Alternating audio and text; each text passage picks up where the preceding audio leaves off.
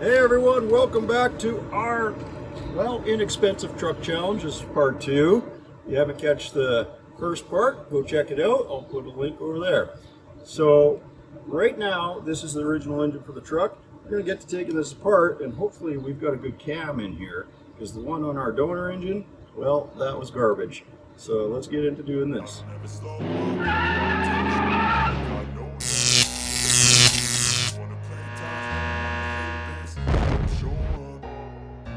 I don't ever slow up, no I don't take sh I got no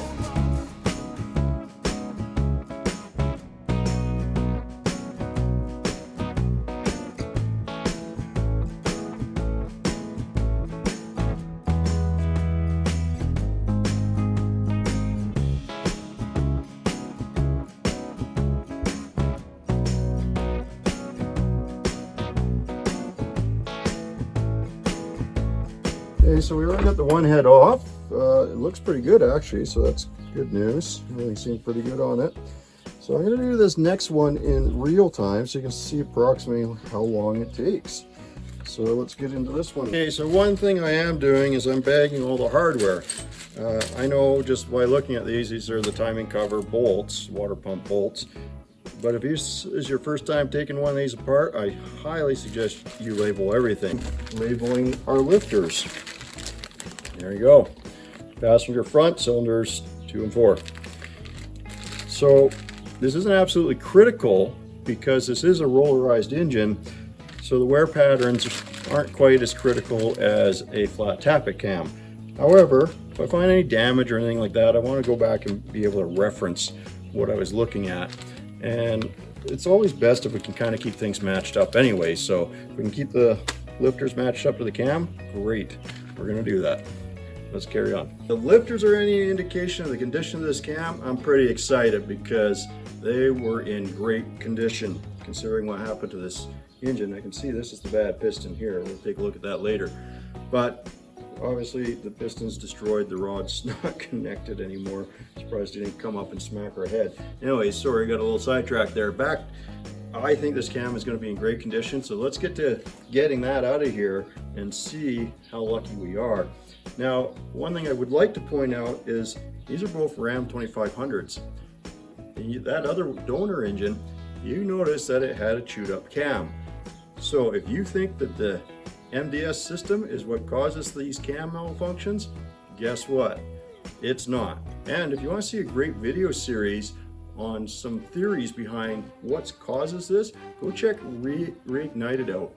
He's got some great content. I'll put a link in the description below. All right, let's get getting this cam out. Now, I have no idea the condition of this cam, so I'm trying to set it up so you can see as I see. And we'll go through it together and keep our fingers crossed. Okay, I don't really care so much about the timing position. We're obviously not going to get this one. Oh yeah, I forgot. Gotta take the cam retainer off.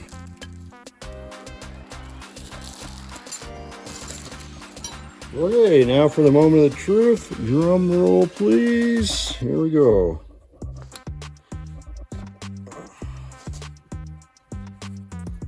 Oh, I'm gonna have to put the gear back on. Need that extra leverage.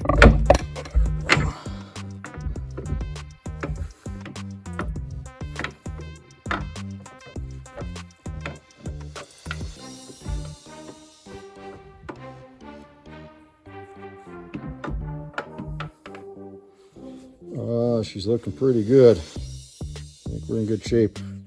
We can reuse that. Nice. Oh, no, we got some pitting there. We're gonna have to get a new cam. There's something kind of fascinating about this, and the reason why we got a new cam. And you'll remember I labeled all the lifters. This is the reason why. So if we take a close look at this, you can see that guy right there. Look at the pitting on that. I'm saying I'm rolled over a bit. And that's the heat treating, the hardening coming out of this cam. This is the cam and the lifters that we took out of the core engine. And we're going to replace it. The reason being is there's some pretty aggressive pitting here, here. So you check out those lobes there, you can see the heat treating has come off, the hardening. So I've laid out the lifters to the corresponding lobes that they were on, and we're going to check them out. So the popular theory is that the lifters are what causes the cam to fail. I'm not sure that's true, but we're going to have a close look at them and see what's going on, because we would expect to see some damage on the corresponding lifters for these lobes that are pitted. So for this one, for example, would be this lifter, this one would be that lifter. So let's check out the wheels, check out the bearings, see how they look. I'm going to start with these two because they're the worst. That one's got some pretty good pits in it too. Like, this camshaft was on its way out, no doubt about it. Let's take a look at this one. That's going to be right here. So we can see, well, it rolls pretty good. There's no play in it. There's a little bit of odd coloration on the surface, but this thing's in pretty good shape, honestly. That's all looking pretty good. There's no coarseness in the rollers, so we're going to grab this one next. Again, the same thing. Rolls fine, smooth. There's no play in it. So I would say these lifters have not failed, or are not in the process of failing. Let's grab one of the better ones and compare it. There's no pitting on this lobe.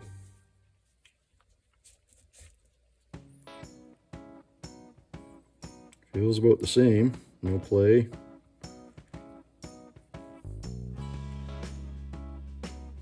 Surface area looks pretty good on it. Fascinating. So in answering the question as to what fails first on these Hemis, is it the cam or is it the lifters? Sure looks like by this one, it's the cam that's failing. And that might be what's taking the lifter out. Now, I will remind you that this is not an MDS engine. So these don't have cylinder deactivation, and yet we still getting some cam failure. And if you'll remember the cam that came out of the core engine, yeah, right there, again, not an MDS, but you can see the same thing. We got some pitting started on this one. Definitely some on that one. And it looks like starting at the wrap here.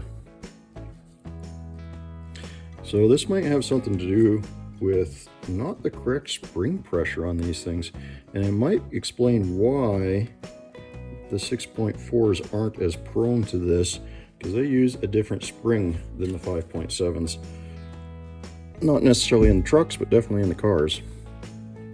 How to tell the difference between a non-MDS lifter and an MDS lifter, here you go. So this is the MDS lifter. You can see it's got that hole in it, and then you can see that the non-MDS has a taper on the top, whereas the MDS is a straight. You can see that it's got a snap ring inside the MDS and just a spring clip inside of the, so that's the difference between the two. That's how you can tell the difference. Given the condition of our old cam, we went and got a new one because we're just not going to do that. We're not going to put something that bad into an engine. As much as I'd like to do this task of trying to build an engine of used parts, they have to be good used parts.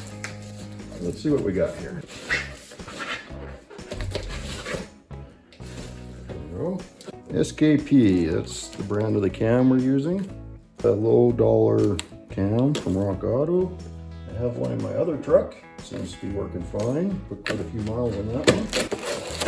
Oh, they packaged that thing up good. Look at that.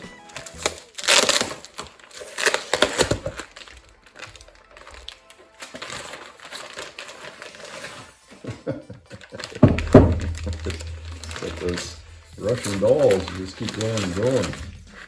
There you go, folks. Nice. So we're going to get to installing this cam. All right, let's get to stabbing this in here. We've got our engine assembly lube on it.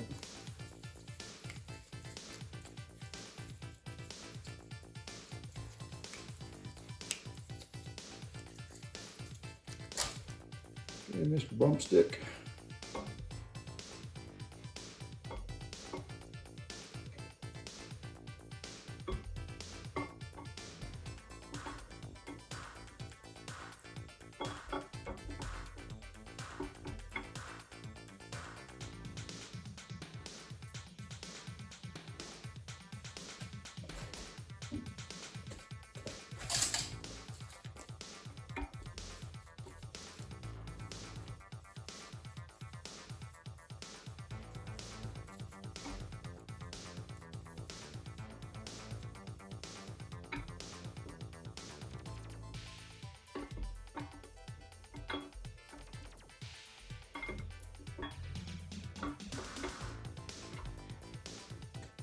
have to get the cam gear on there.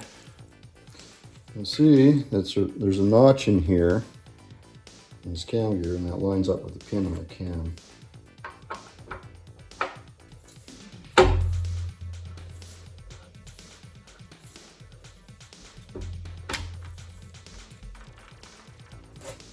we go. So the next thing we have to do is we have to reinstall the cam retainer plate. Remember to put some thread locker on there. And also recall, I said that the torque spec on these is wrong. The book will still tell you 21 foot-pounds. You put 21 foot-pounds on something like that, you're going to snap it clean off. So I'm going to torque them to 106 inch-pounds.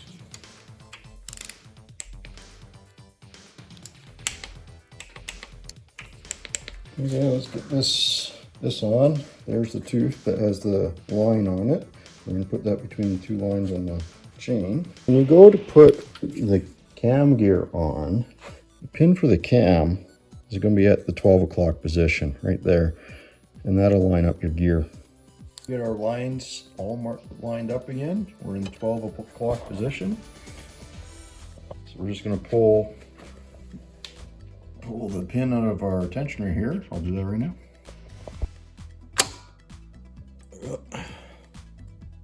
Okay, so we got our tensioner back on. We've torqued our cam bolt to 90 foot-pounds. Should be good to go. I'll get these all lubed up. Get them back in.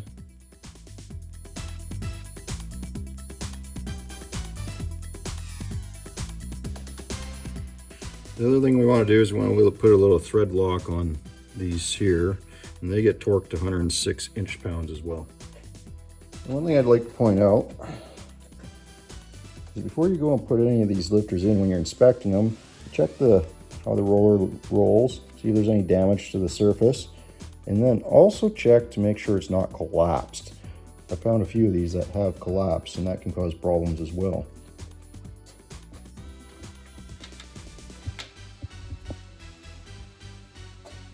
We got our Loctite on there, or our thread locker, whatever you want to call it.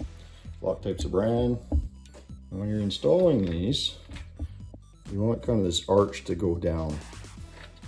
And if this was a MDS engine, it's far more critical because these will have, actually I'll show you. So you look at here, you can see that says MDS rear. So that would go back here. And that's because, remember I showed you the lifters are a little bit different depending on if they're MDS or non-MDS. And so the pockets are a different size.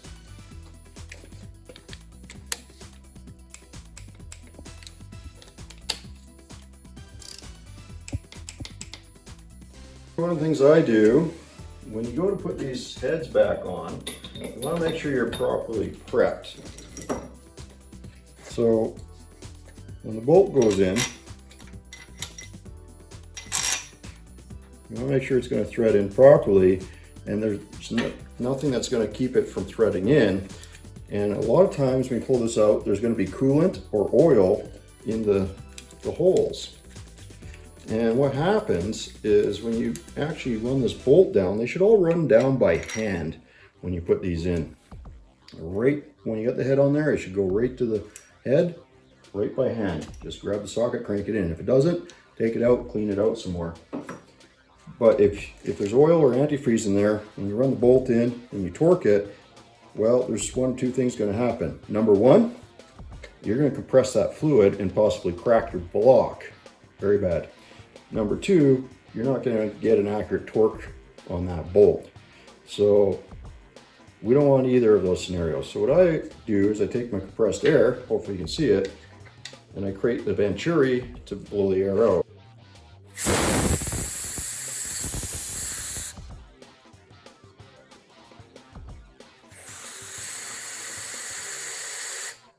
What I'm doing is I'm creating a low pressure area so it pulls the fluid out. I think I just got my camera really good, but you get the idea. And I'll do that in the vehicle or with it out on the stand here, and I'll go through and do each one of those holes. It's a good way to clean them out.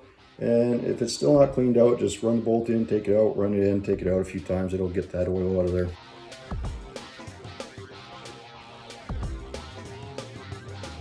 Now let's talk about the other big problem with these things, and this is broken exhaust studs. So we're going to take our punch, our centering punch, put it right in the middle of that bolt. Give it a couple whacks. There you go. We can see get our mark on there. Now we're going to get our set of reversible drill bits. Backwards. And that's just not going to work. We're going to take this right off. And you can take these off in the truck. But if we're really lucky, this will come out by hand. If not, lock some vice grips on it. Now if it's broken flush, you're definitely going to have to drill it. Now look at how easy that turns. Done. All right, so if you're really lucky, you can do that in the truck. Take your manifold off, just get some vice grips on there, give it a twist, comes out. If not, you're gonna be drilling. All right, time for the next word of caution, head gaskets. And the less expensive ones, they're not labeled. And this can cause a problem. So I'm gonna show you what to look out for when you're putting these on, because they only go on one way. Okay, let's have a look at our block. So the dead giveaway is at the bottom here, with these two holes and this single hole here. You'll notice the block, you got two at the back, one at the front. And the second thing is right here, the way these are pointed. So this is the correct orientation for this gasket. This is the side it should go on. I'm going to show you how easy this is to mess up if we were to put this on the other side. So we have the gasket on the wrong side. How many of you can point out where the problem is right away? Now, at first glance, it looks okay, especially when we start back here. That's lined up, that's lined up. These are correct. That's all lined up, lined up, lined up, lined up. Uh-oh, right there. Look at that. You got a problem. You're going to have a big leak, and you're not going to be able to get a bolt in. Actually, you can get a bolt in. That is the bolt hole. That's the coolant passage. Right there. So you're going to have some head gasket leak going on here. So it's very easy to mess these up. Just be aware of that and pay very close attention. We have the correct gasket on the correct side. Everything's lined up.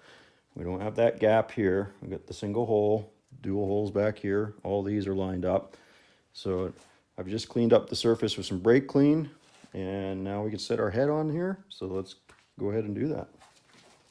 Just double checking the surface of the head, make sure it's all nice and clean. There we go.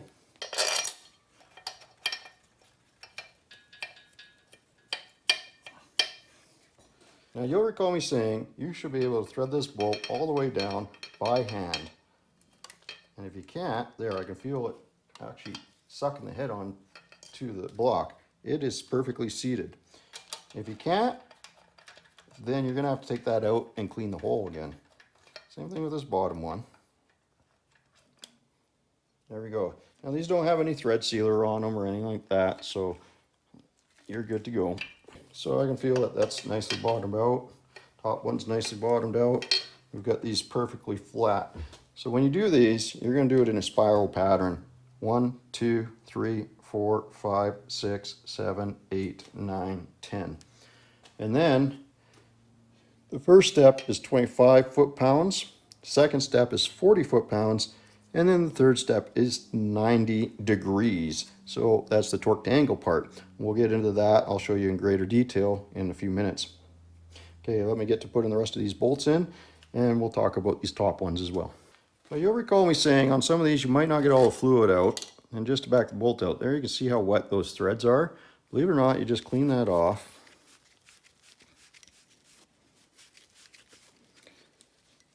We can run that in there again. This time it'll probably bottom out, no problem. Now you might have to do that a couple times, but let's see what we got this time around. There you go, we just bonded it out on the head, no problem. But I'm going to take it out one more time, run it back in, make sure all that oil is out of there. It's not as wet as it was before, so I think we'll be good. Set up to 25 foot-pounds. Let's get the initial torque done.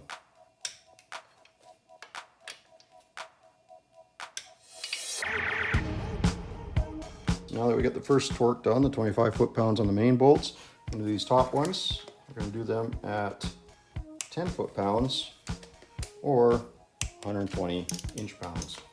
And you'll see that I went back and forth on those ones. Now we're set up to do our 40 foot-pounds, so here we go. This time we're doing 15 foot-pounds or 180 inch-pounds. Okay, now this is where I do something a little bit different. So I've got these two guys. You can use whatever you want, a Sharpie or a paint pen. But I'm going to clean off the head of these bolts. I'm going to put a vertical line on them. Explain that in a second.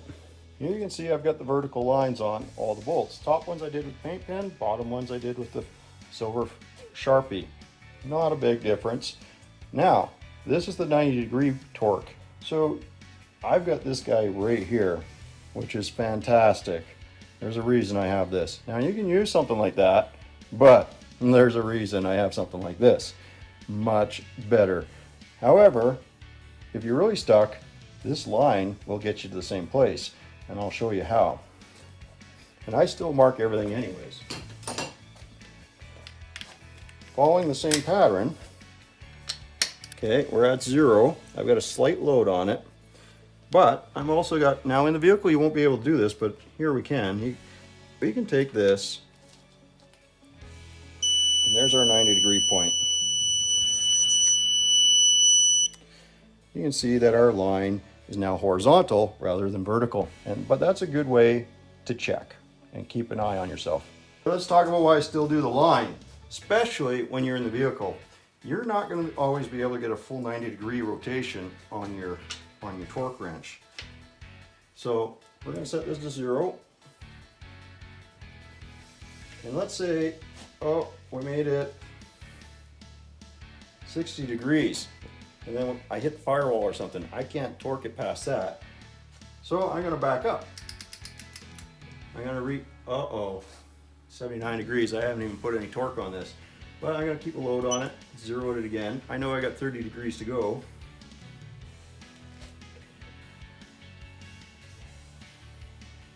There we go.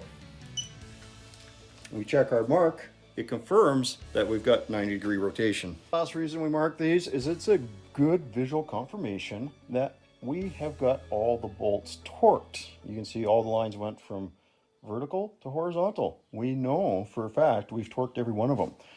So we'll move on. Now we're going to do a final torque on these top ones of 25 foot-pounds, and then this cylinder head is on, and we'll move on to the other side.